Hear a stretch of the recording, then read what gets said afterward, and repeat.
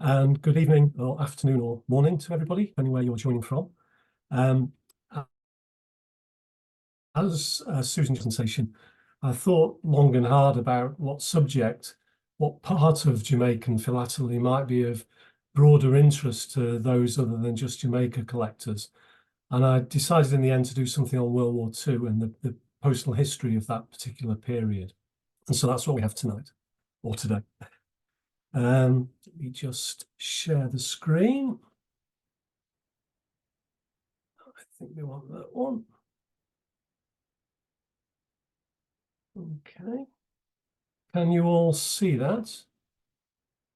Yep. Thank you.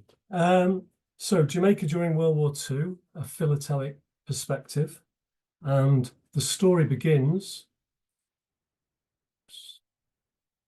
The story begins with the outbreak of World War II, which I'll come on into a minute.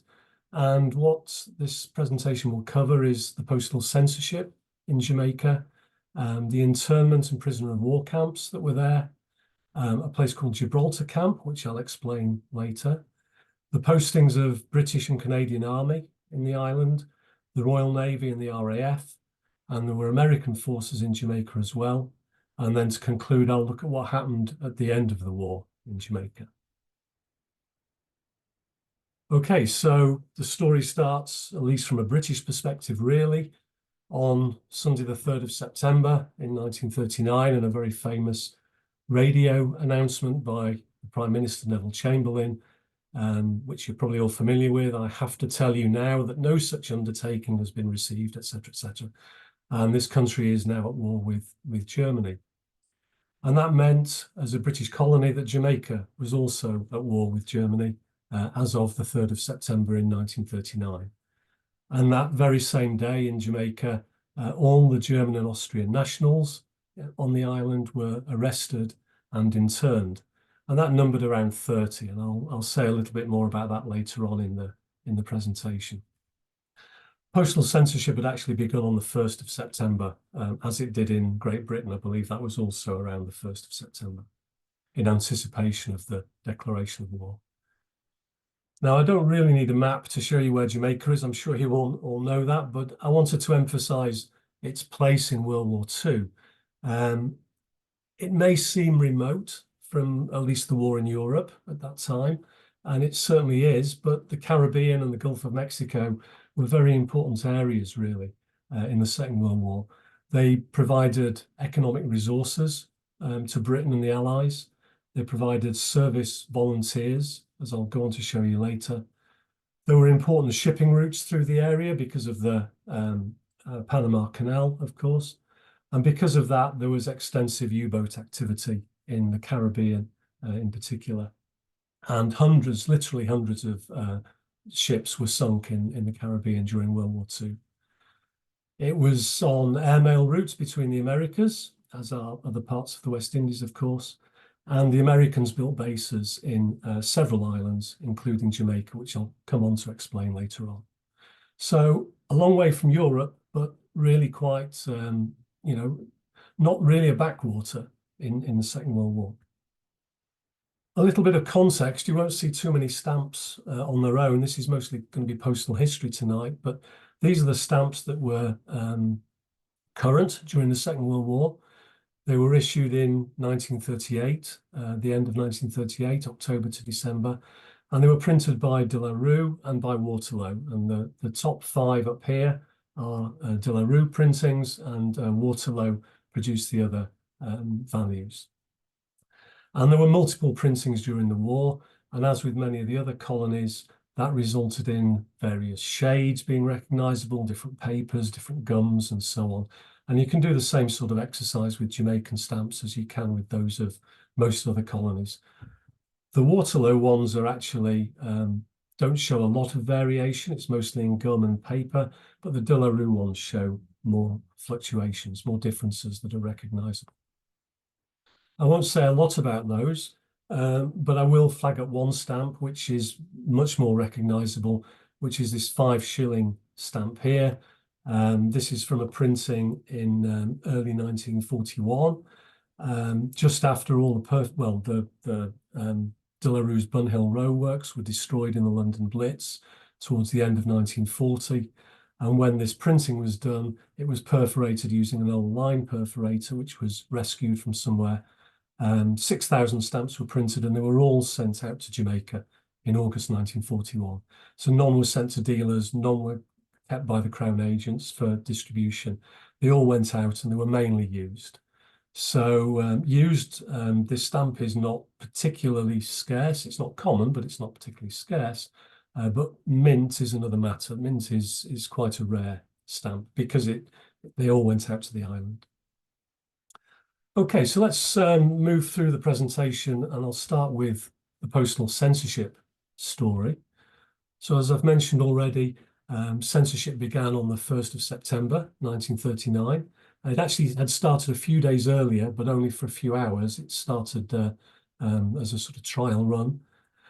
There were about 20 local staff based in an office above the GPO in Kingston, and their remit was to censor terminal mail. So by terminal mail, I mean mail finishing in Jamaica or originating in Jamaica. So leaving Jamaica or addressed to somebody in Jamaica. And there's an example here on the right, and this was posted on the 1st of September, the first day of censorship, posted in the morning, almost certainly censored the same day, and resealed using these very small bluey green labels. These are quite, I would say rare actually. I've recorded about 20 to 25 covers with these censor labels on. They were used for only about a week and then replaced by larger labels, which I'll show you in a minute. The remainder went over to the Cayman Islands, so you may recognise these from Cayman Island censored covers as well. Incoming mail was censored pretty promptly as well. I like this cover because it was sent from Prague on the 22nd of August, so before Britain and Jamaica joined the war. It arrived in Morant Bay on the 4th of September, and somewhere between the two it was censored, opened and censored in Kingston, possibly on around the 3rd of September, I would imagine. And again, the same labels were used. So by the time it arrived in Jamaica, war had been declared, and so it was opened and censored. And in fact, the addressee here has a quite German-sounding name. This particular chap was never interned on the island, but I think he was on a blacklist, so all his mail was censored without question. New censorship labels started about a week later, so on the 9th of September is the first I've recorded, and it's shown here, this particular cover, so September the 9th, 1939. These were larger labels and much clearer and easier to read. There's no censor number on here. This predates the use of individual hand stamps to indicate individual censors. These were introduced around the end of September for the 7 senior examiners, numbered 1 to 7, and they used this style of hand stamp initially, the 4-line censor mark, and later on it was replaced by an octagonal crown censor mark. Circular marks for the, if you like, run-of-the-mill postal examiners were introduced in April 1940, and they have this style here, and they were numbered from 8 up to 37. You'll sometimes see reference to one of these that's a number 6. It isn't, it's a 9 upside down. It's just 9, and if it's struck upside down, it looks like a 6. There wasn't a number 6 in this style. The older books say there was, and it's definitely not the case. The number 6 was of this style. I am conducting a sort of survey of, or building a database of censored covers that have been censored in Jamaica, all types of censorship, postal censorship, all different labels and cancels and so on, hand stamps. And my chart for this particular style of numeral censor mark is on here, and I don't want to spend long on it. I just want to raise a few points.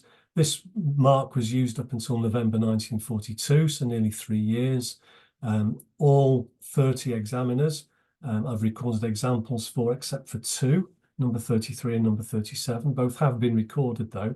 I think they're both recorded in the book by Burroughs, but with no further details of date. But it's interesting to see that some of the censors were used extensively and throughout the war, and others kind of came and went a few times. I should say there's 611 covers on here, so it's not massively extensive, but it's fairly rigorous, and it certainly gives a flavour for which censors did most of the work and which we used less frequently. That's assuming the number hand stamped remained with the individual censor, which was the normal practice. So I expect it was the case here. Yeah, that's all I need to say about that, really. So that's the local censors who censored all the terminal mail, the incoming and outgoing mail. In May 1941, an imperial censorship unit was set up in Jamaica, and their remit was to censor transit mail between South America, the US, and the sort of Central American countries, particularly Cuba, Haiti, and the Dominican Republic. And there was a lot of mail that potentially was routed through Jamaica, and I'll come on to that in a moment.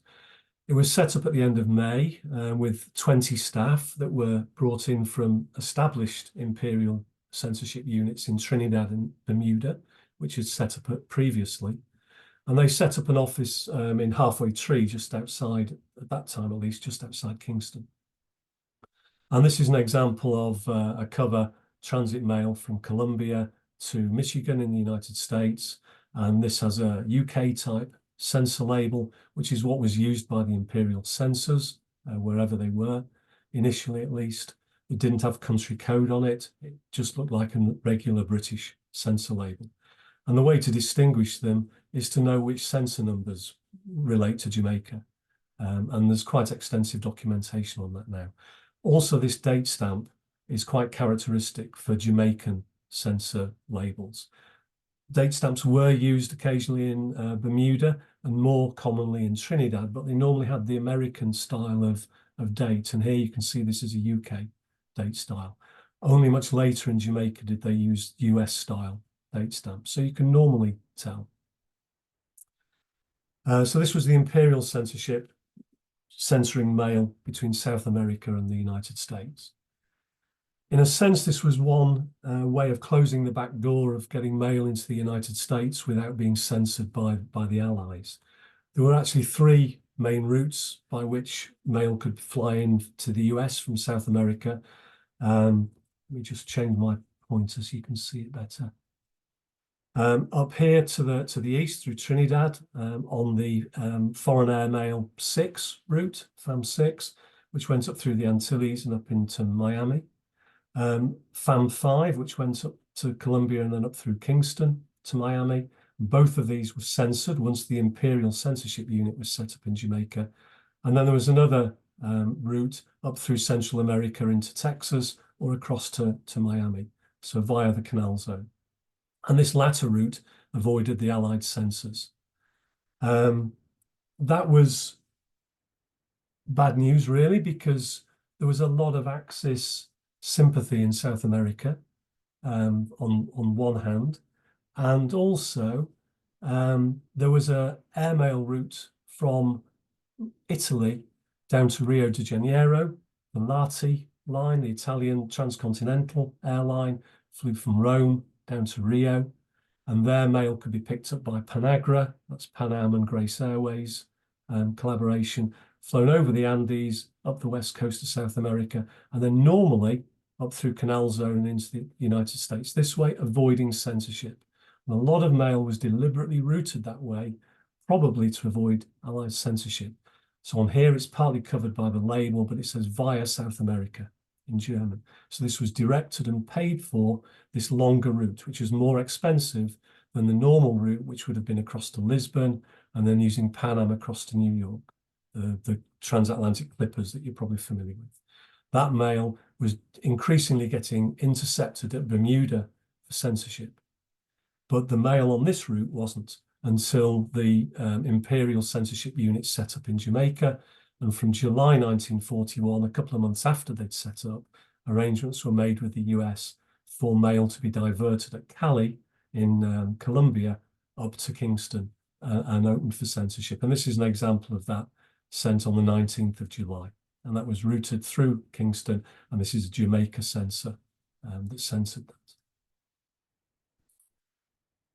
Eventually, the censorship services were integrated, the local one and the imperial one, in late 1942, 1st of September 1942. And from then, the integrated service censored both the terminal mail, such as this, so leaving Jamaica, and the transit mail, such as this. So in this case, Venezuela to New York City, but censored in Jamaica. And by this time, once the services joined, they were using these country codes that you may be familiar with from your own country. So D is Jamaica, or ID. D and ID are both Jamaica. And I chose these two examples because they're the same sensor, just using different label types at different times. This was 1942, this was 1944. And I'm not going to show you all the different label types because there are quite a lot, and it's not really adding anything to the story. Okay, so that was censorship. You'll see a bit more censorship later on the other mail that I show. If I move on to internment and the prisoner of war camp in Jamaica, as I mentioned earlier, as soon as war broke out, or war was declared by Great Britain, I should say, on the 3rd of September, all the German and Austrian men in Jamaica were arrested. And in turn, they were locked up in the detention barracks of the British Army base, which is at Up Park Camp. It was pretty cramped, but a camp was established fairly quickly after that, which I'll mention on the next slide, I think. Rather unfortunately for a visitor, Ulrich Hild, I wrote a short article on this for the journal, I think, a couple of issues ago. He was the German manager of the African Fruit Company in Cameroon, and he arrived in Jamaica on the 1st of September 1939. And he couldn't get away, unfortunately, and so 2 days later, he was interned, and I think he might have spent most of the war in the camp in Jamaica. This is an example of mail that he sent. So this is from him on the 12th of January 1940. All internees were given internee numbers, and you can see just about that his is 23. He was one of these first, 30 or so that were arrested on the first day that war broke out. And this is internment camp mail. It's got the from internment camp boxed hand stamp and one of the senior censor hand stamps that I mentioned a few minutes ago. Numbers grew gradually, mainly in 1940, early 1940, with the capture of lots of German merchant ships in the Caribbean. They'd all scooted into various ports to try and shelter from the effects of the war. But as soon as they made a run for it, British ships, or Allied ships, I should say, captured most, if not all of them. And a large number of internees were taken to Jamaica for internment. These were mostly merchant seamen. These are not military personnel. So although it's called an internment and prisoner of war camp, I don't think any or very many internees were really true prisoners of war in the military sense. They were treated as prisoners of war, but they were more in internees. So numbers rose to a few hundred by this stage. This is internee number 104. I'm pretty sure this guy was a merchant seaman on one of these vessels, whereas this guy here was number 16. He was a Jamaican resident who was interned at the outbreak of war. A large internment camp date stamp on the back of both of these envelopes. These are printed envelopes, and these were only used for a very short time. They went on to using hand stamps such as this on later mail, and this is an example of mail sent sometime later, 1941, January 1941. And by this time, there were many hundred internees in the camp. So the camp was enlarged considerably and eventually housed over 1,000 internees. The numbers swelled massively at the end of 1940 when a lot of internees from West Africa were brought across the Atlantic to Jamaica. So nearly 600 German and Italians came over. These were mostly plantation managers, engineers, missionaries, nurses, all sorts, men and women and children. The style of hand stamp, the date stamp had now changed. The one I showed you a minute ago, the larger one, is quite scarce or even rare. This was the one you'll most commonly see once there was a lot more mail being sent from the camps. A lot of the mail was sent to the American Aid for German War Prisoners, which you can see here. This is an example of Jamaican prisoner of war camp postal stationery. These were printed specially, as you can see, for the camp in Jamaica. I know nothing really about the printing. I think it must have been done locally. And we're looking at various different types. Myself and Harold, who's joined us today for this presentation. Harold also provided these scans for me, so thanks very much for those. This is a postcard that was part of the fundraising that Emmy Lawyer, who was he established the organisation in the United States. It was in Buffalo in New York. And it was established to help prisoners of war, German prisoners of war in Canada, Jamaica and elsewhere. And later, as you'll see on the next slide, it was also extended to prisoners of war generally and not just German prisoners of war. Emmy Lawyer was German born, but was a US citizen, but eventually his organisation had to be closed down. I'll mention at the end of this talk a monograph which explains all this. So that's postal stationery. There's lots of different types. I'm not going to show them all. Well, there's 4 or 5 different types anyway.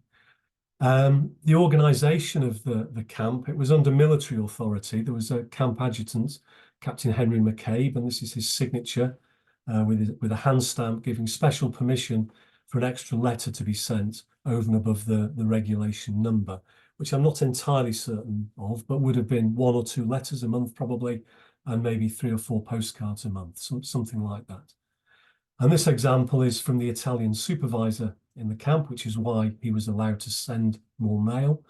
There was an Italian supervisor and also a German supervisor. These were trusted internees, so they were German and Italian internees. And this is actually a guy called Ercole Selva, who was the Italian supervisor. This hand stamp's not massively rare, but it's not that common either. You come across them. I should just say, actually, a lot of this mail is saved because Emmy Lawyer was also a stamp dealer, as well as organising the American Aid to War Prisoners. And you'll see here it is now just war prisoners, not German war prisoners, and they were helping the Italians as well. And a lot of this mail survived because it wasn't thrown away. It was sold on to collectors. Incoming mail is a lot more difficult to find. I've recorded maybe 15 or 20, something like that. I forget exactly how many, maybe 20. And they tend to be to 3 or 4 specific people. So, some internees kept the mail and it's ended on the philatelic market. Others would have been destroyed or it's just not made it to the market. So these are just a couple of examples, but I'm showing them because it does emphasize that a lot of attention was given by the censors to this mail. This is a senior censor hand stamp here, number 5. This is another one, number 4. And then there's an internment camp censored mark as well. So this was checked apparently by three people, and by the Germans, of course, in this case. And this came from Germany, this came from Rio in Brazil, which is quite nice. There was a women's camp. Women and children were housed in a large house in downtown Kingston. And initially there were only 13 internees there, and it was fine. But when the ship came over from West Africa in December 1940, the numbers were huge, and this was very, very crowded, and the conditions were really quite poor. And there's a lot of correspondence to the British government about the conditions. And eventually, a family camp was built, which I'll mention on the next slide. This is an example of mail from the women's camp. They didn't use the hand stamps that you saw on the mail I've just shown you. So everything was either typed or more commonly handwritten on these envelopes from the camp. And they would normally say women's internment camp like this. Still censored by the senior censors.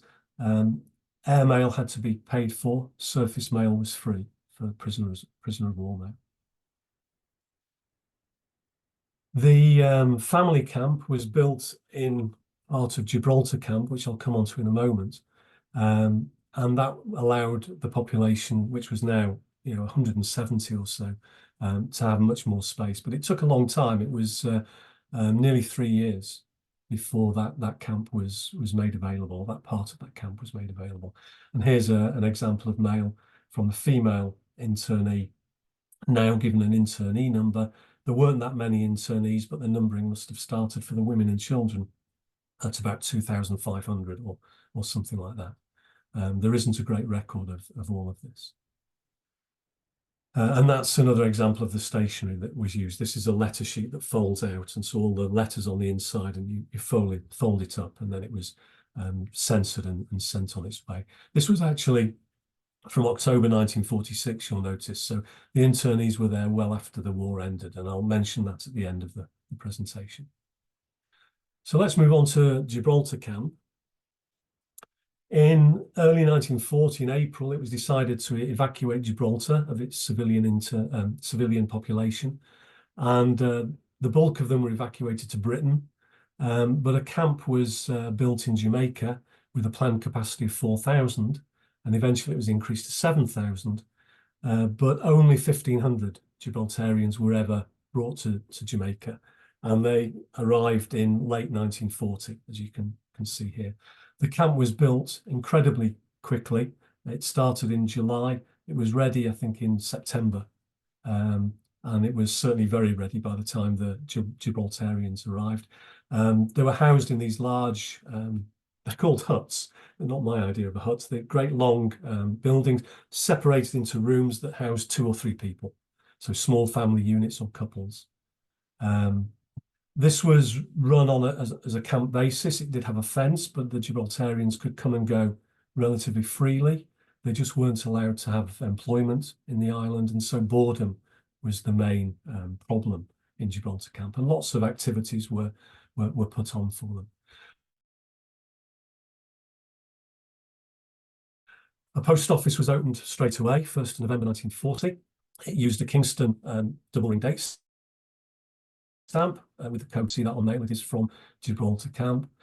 The mail normally has this cachet, and then later on in the war there was a Birmingham type date stamp, which I'll show you in a few minutes. So you can recognise the mail. This has Gibraltar camp cachet. It was censored. You'll notice not by a senior examiner in this case, just by one of the regular postal examiners, which was routine for most mail that left Jamaica. And this was sent back to Gibraltar to another family member, so probably a wife writing back to her husband in Gibraltar. Postage had to be paid for. These were not prisoners of war. These were evacuees. If I say internees, I apologise. Evacuees, in fact, refugees. These are refugees. Examples of mail coming in here. So this is addressed from the UK into Camp Gibraltar or Gibraltar Camp, same thing. Sent from a Gibraltarian refugee in the UK to one in, actually it is evacuee, one in Jamaica. And then over here, a letter from the camp, Gibraltar camp in Jamaica. Here's the cachet on here, and a rather nice handwritten registered label. Sent to Morocco, where a lot of the Gibraltarians had sought refuge as well. So there was a large population in North Africa at that time. Because the camp wasn't fully utilised, there was an awful lot of spare capacity, and agreement was made with the Jamaican government to take Jewish refugees from Europe. And the first contingent of these, mainly Polish, arrived in 1942 on the SS Serpa Pinto. This is a postcard showing the ship. And this is a cover posted in Kingston while that ship was berthed in Kingston and on its way to the United States. And it's sent by a German refugee or evacuee, a refugee, I guess, who was on his way to the United States. So this isn't from Jamaica as such. It was posted probably on board the ship. The refugees from other European countries started to arrive later on in 1942. Various countries, Czechoslovakia, there certainly was some French, large numbers of Dutch refugees. They arrived in late 42 and 1943, and there are at least 500 or so. And these are examples of mail from Dutch refugee. Sorry, this is a French-speaking refugee, this one here, sent from Gibraltar camp, as you can see here with the cachet. And then this later one is from a Dutch refugee, and it's got now the Gibraltar camp Birmingham style date stamp. This is sent to another refugee or previously refugee who is in Canada. A lot of the young Dutch men in the camp in Jamaica volunteered for military service, and they were trained in Canada. And so you do find mail going over to Canada to relatives of the refugees in Gibraltar camp, and some mail going back and forth as well. Okay, so that was Gibraltar camp. British and Canadian forces, and I'll mention them together because the British forces, the British Army, was replaced by the Canadian Army. So historically in Jamaica, there would have been a British infantry regiment before World War II, and at the time that World War II started, the King's Shropshire Light Infantry were stationed in Kingston, in Jamaica, at Tuck Park Camp.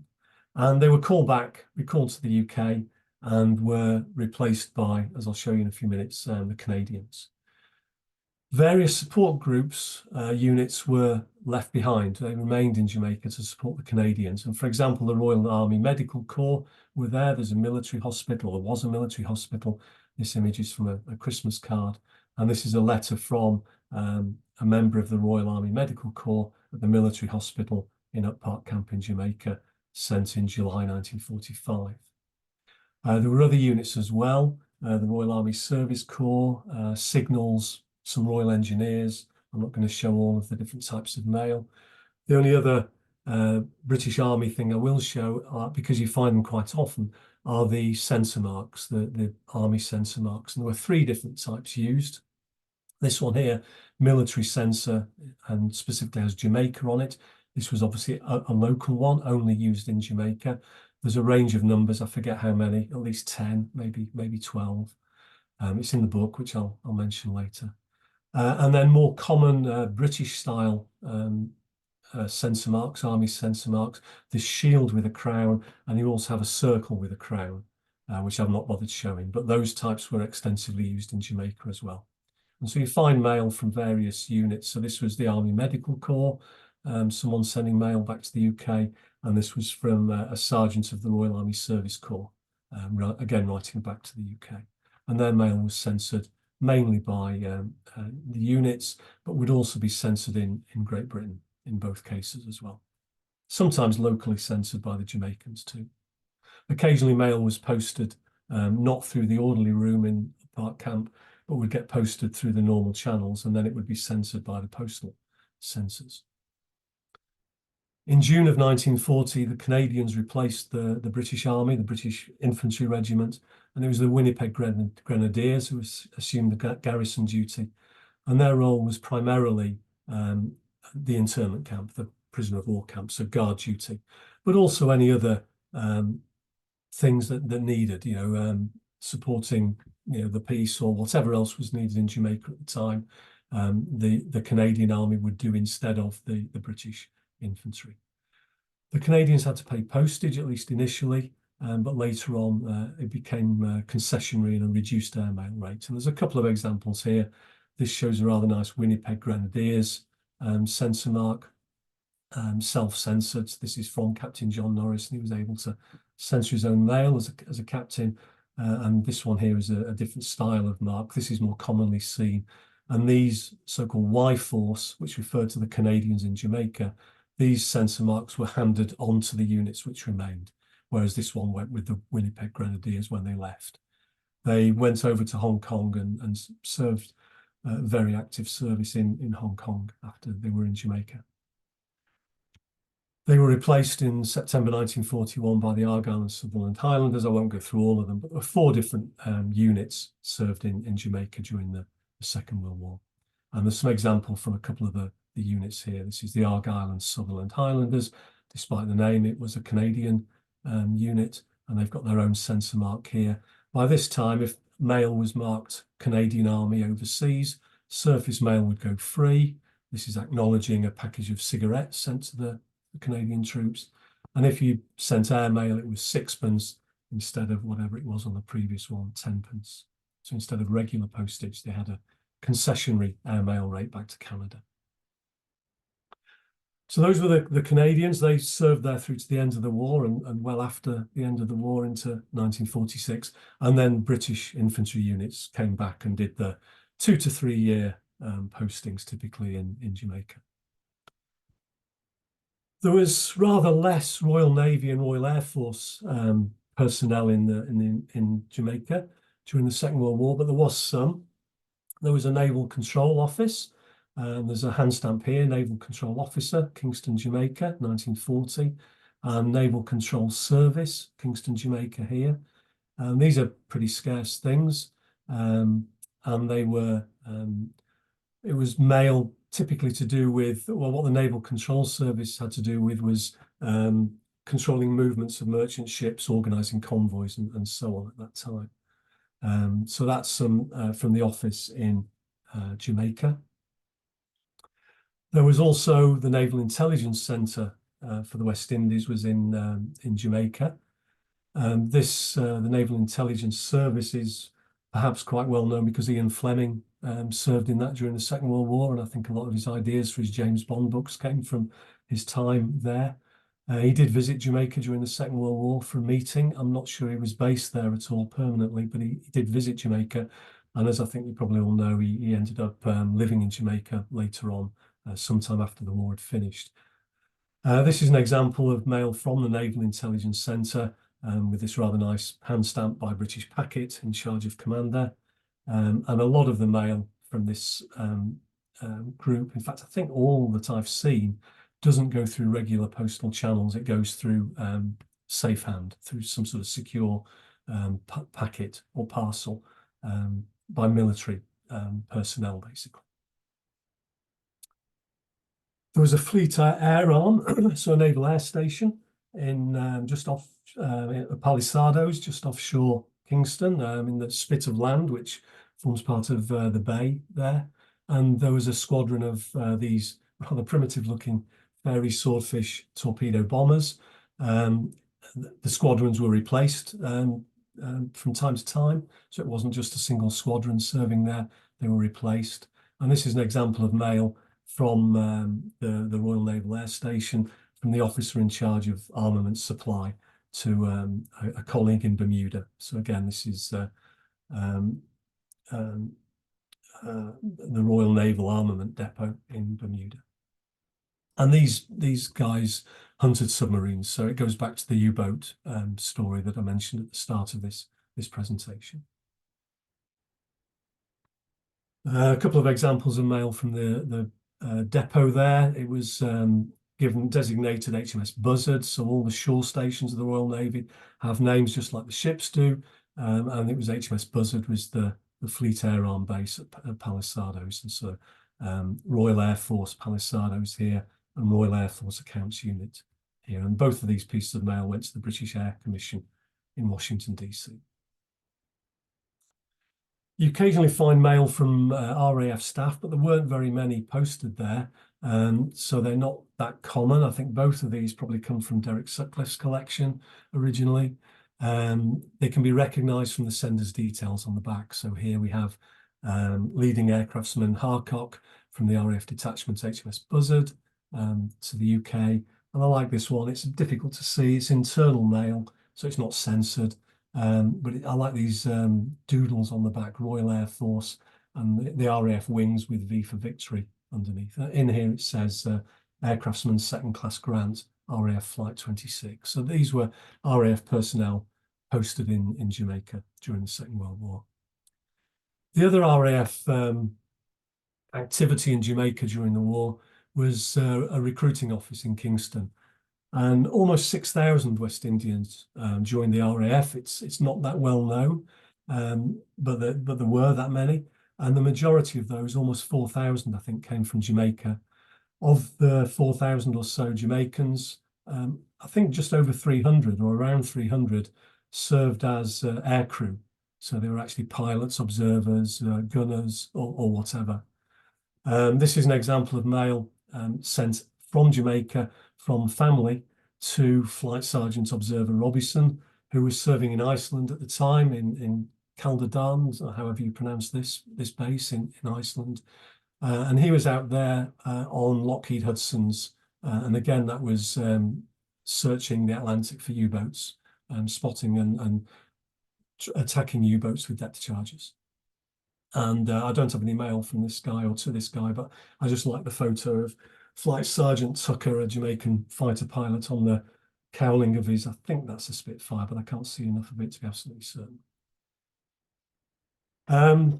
It doesn't really belong here, but I didn't want to make a separate section. There were other local volunteers who didn't have to go overseas to join the RAF. They could join the local infantry volunteers, which was a local militia for guard duty and so on. And they were retitled the Jamaica Battalion in 1944. And here's a piece of mail from 1945, by which time they'd taken over part of the Gibraltar camp because the Gibraltarians had left it.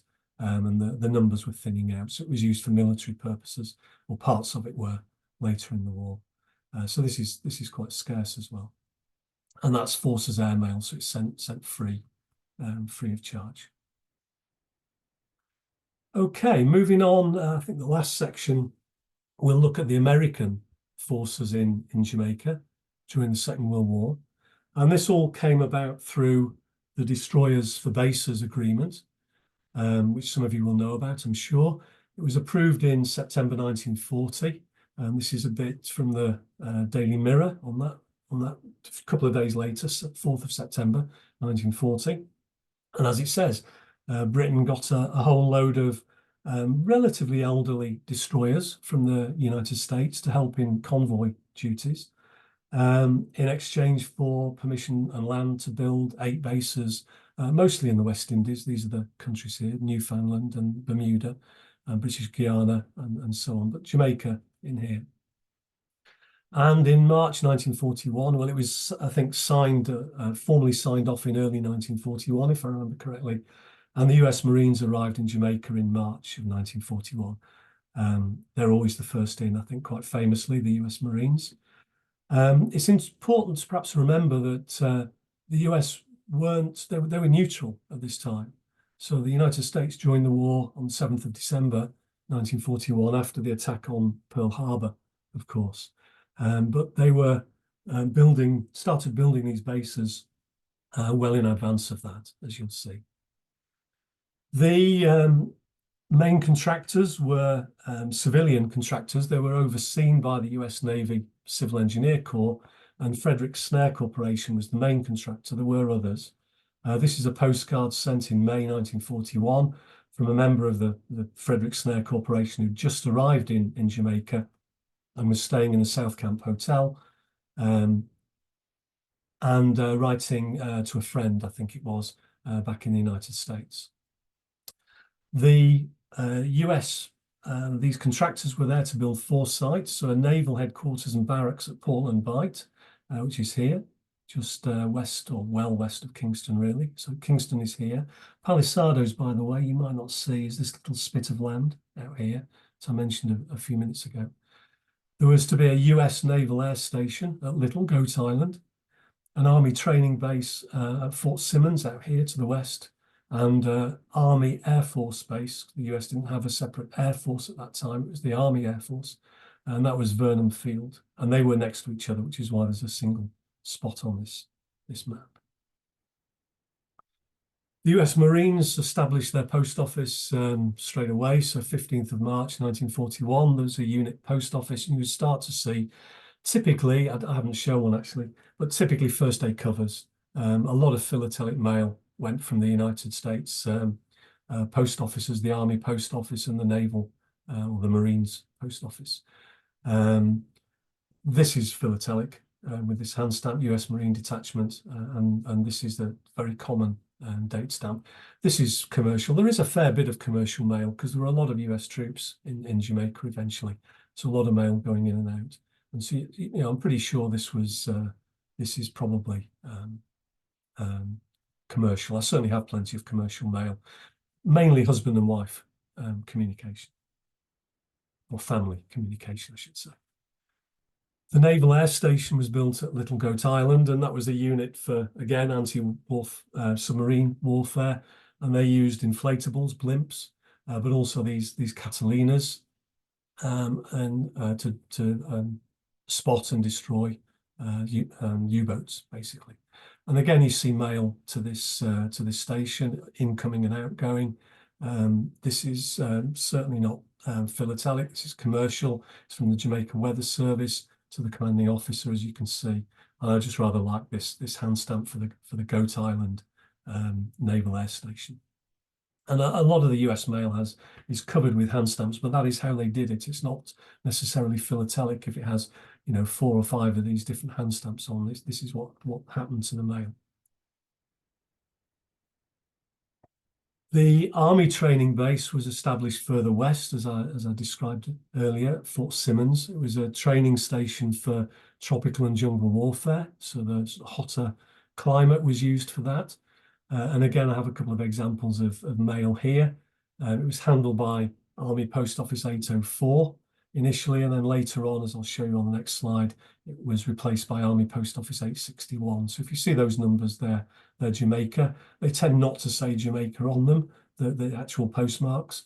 They'll give the APO number, just like British Forces Post Office numbers, instead of giving a location. And again, I don't think these are philatelic mail. I think these are both commercial mail. You do see philatelic mail, but I've tried to show commercial mail where possible. And these are censored by US Army Examiner. So this is one attached to the Army. And on the next slide, we have the Army Air Force Base at Vernon Field, which was next door. And these are different censor numbers, and these were attached to the Army Air Force, these higher numbers, 122 and 125. There's a whole range of numbers of censors in Jamaica, about 20 or so. Vernon Field had a pretty large runway, 6,000-foot concrete runway, and it operated B-18 and B-24, these things, B-24 Liberator bombers during the Second World War. And from 1942, for both the Army and the Army Air Force, the mail was handled by, as I mentioned, the APO 861, and here are some hand stamps for APO 861, as you can see here. And these have both come out of Jamaica. This is less obviously out of Jamaica, just the APO number, but this is more obvious. It's a postcard of Montego Bay, and he mentions something in here about, I found this swell place called Montego Bay. We must come here for a holiday after the war. So that's Vernon Field Air Base. The Americans got free surface mail from the get-go, which the Canadians weren't very happy with, which is why they did eventually get concessionary mail. And again, the same 6-cent rate for the United States. So that brings us on to the end of the war. Just a few more slides to go. Running up to the end of the war in the Mediterranean turned very much in the Allies' favour, and once it was established that Gibraltar wasn't anymore really at risk, the Gibraltarians were repatriated late in 1944. They arrived back in Gibraltar in October 1944, and this is a letter back to the camp adjutant, if you remember, or the commandant, I think it is, of Camp Gibraltar, Ernest Ray, and this is presumably from a repatriated evacuee. I don't have the contents. And on the left here, this is part of a letter from the governor of Gibraltar that was published in the Jamaica, the Daily Gleaner, one of the main Jamaican newspapers, expressing thanks for the refuge that Jamaica provided to the Gibraltarians during the war. So they evacuated or repatriated and left Gibraltar camp in late 1944. Postal censorship continued beyond the end of the war. So Germany surrendered in May. VJ Day was August 1945, 14th, and it wasn't until the 24th of August that the Daily Gleaner reported that censorship regulations are now off with the conclusion of the Japanese War. And this is the last piece of censor mail I can find, which is the 20th of August. It's the first aid cover for this issue, New Constitution issue. You find lots of these first aid covers. Not many, if any, are censored. Well, at least one is censored.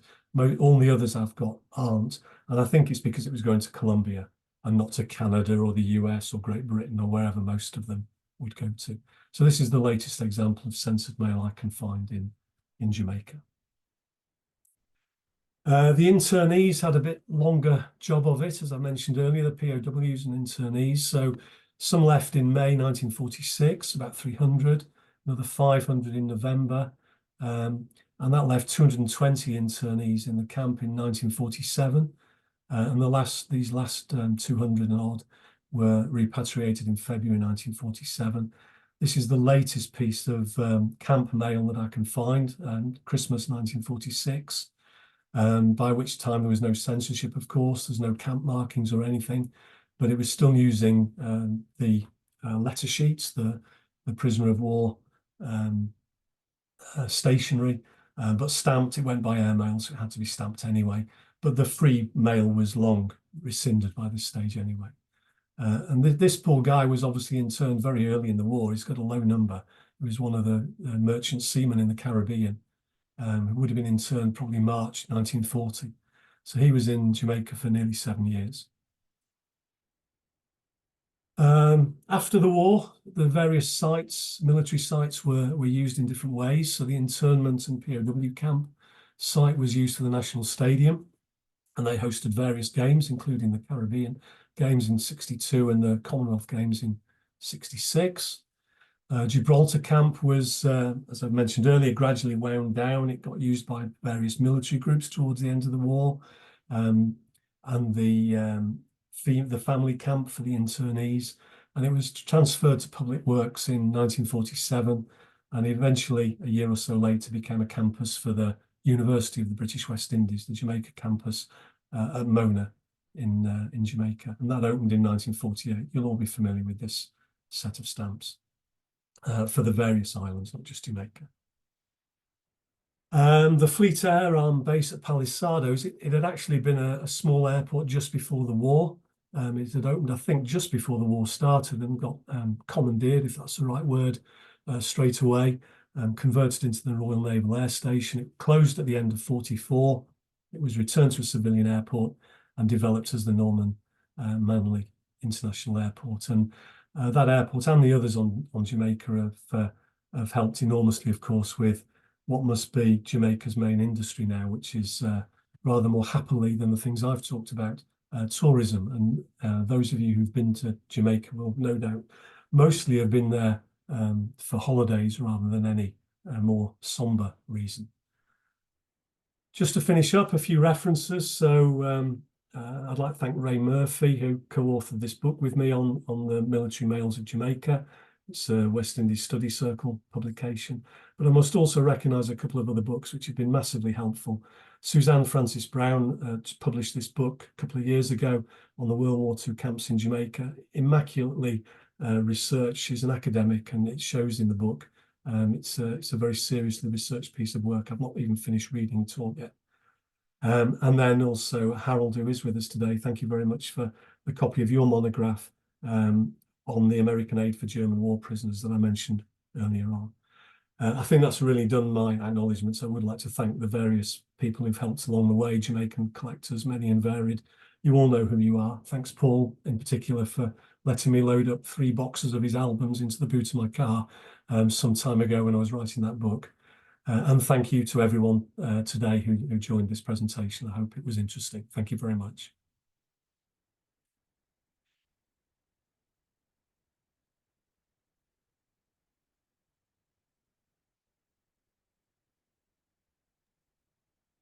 Thank you, Paul. It was very, very good. Questions, anyone? There's been no questions I can see in the chat. So does anyone have any questions for Paul on what he's covered so far today?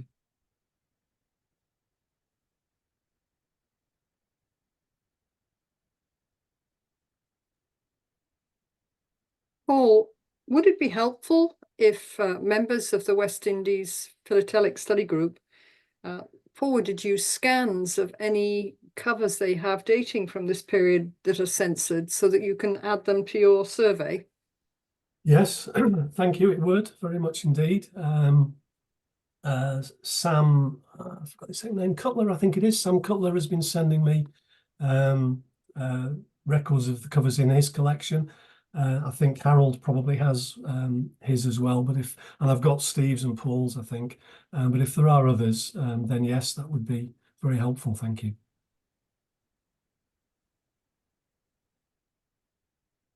Paul, thanks very much for the presentation. It was extremely well done.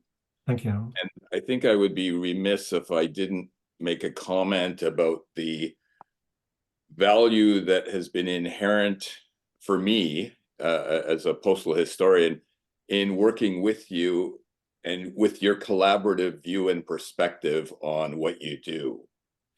And in our hobby, I think that focus on collaboration is essential. One classic example, I think, for me, Paul, would be the ability that I've had over the course of the last number of years to work with you on the census that you started and set up and developed on the POW mail for Jamaica in World War II. Yeah. The ability to bounce things off of each other results in growth beyond anything an individual could accomplish. And you continue to underscore that in how you represent the work you do and your willingness to engage and work with others. And that's something I've highly appreciated. And it certainly brought a lot of additional growth for me, not just in terms of knowledge, but just the thinking and approaches that are beneficial for us as philatelists. So thank you for that. Thank you very much. You're welcome. On that subject, I do intend to make more freely available the censor mail census that I'm putting together as well. I've been doing it for about 10 years, I would say. Most of these things are what appear on eBay or online, dealers who have lists online, but I must miss quite a lot of them. And it probably is now at a stage where I should make it more available. So it's something I'm thinking of doing, and maybe just need to tidy up a little bit before it goes out there, but it will do in due course. And if anyone wants a preview, I'm happy to send copies of it out to people.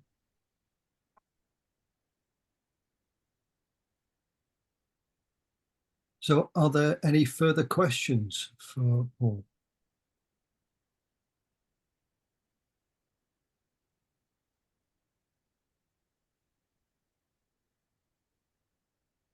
It doesn't look like it, does it? Well, listen, on behalf of everybody, I'd like to say thank you very, very much for your presentation today. It's been absolutely wonderful, a fascinating walk through Jamaica in what was quite a turbulent 6 or 7 years across the world, but particularly so from what I could see in the case of this particular island. So thank you very much indeed for your time and your patience in putting this together, and for everyone who's contributing as well. Thank you. You're welcome. Yes, thank you, Paul. Very, very enlightening. Thanks, Steve. Thank you, everyone, for joining. Yeah. On that note, I'll call the meeting to a close. I'll stop the recording, and then I'll cease the meeting completely. So thank you very much to everyone who's been here today. Really do appreciate it. All right.